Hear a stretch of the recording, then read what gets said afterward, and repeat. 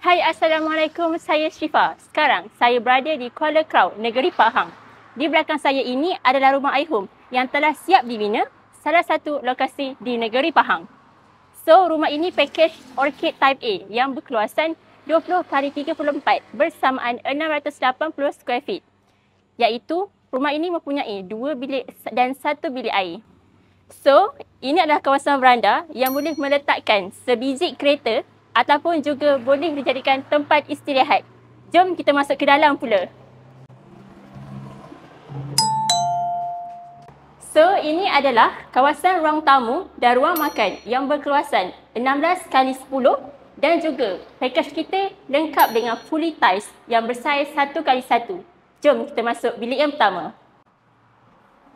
Ini adalah bilik master kita di mana bersaiz 10x10. Bilik ini biasa digunakan untuk bilik mak ayah beradu. Bilik ini boleh memuatkan satu katil queen ataupun single. Jom kita review bilik kedua pula. Bilik kedua ini juga sama bersaiz 10x10 dan kebiasaannya bilik ini sesuai dijadikan bilik anak-anak dan juga tetamu.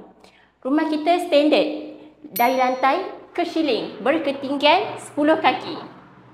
Jom kita ke ruang favourite mak-mak kita pula. Ruang ini berkeluasan 8x10 dan juga lengkap dengan tabletop. Tabletop kita lengkap dengan tiles yang dipilih oleh tuan rumah kita sendiri. Last sekali, kita ke tandas pula. Tandas kita bersaiz 6x4, lengkap dengan aksesori sinki, shower dan mangkuk tandas dan juga tiles berketinggian 5 kaki. Macam mana? Cantik tak? Mungkin ada yang tertanya-tanya, boleh bina rumah di mana? Kita boleh bina rumah di sebelah Semenanjung Malaysia. Macam sekarang, saya berada di negeri Pahang. Siapa yang berminat, boleh hubungi nombor yang tertera di bawah dan jangan lupa like, comment and share. Jumpa video akan datang. Bye!